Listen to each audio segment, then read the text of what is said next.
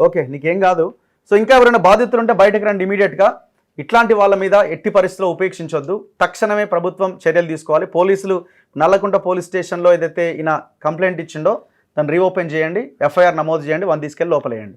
ఆ చుట్టూ ఉన్న గ్యాంగ్ అంతా అరెస్ట్ చేయండి. దీని వెనకాల ఏమున్నదో కూపీ లాగండి. మేము నేను యాక్సిస్ బ్యాంక్కి వెళ్ళినాం.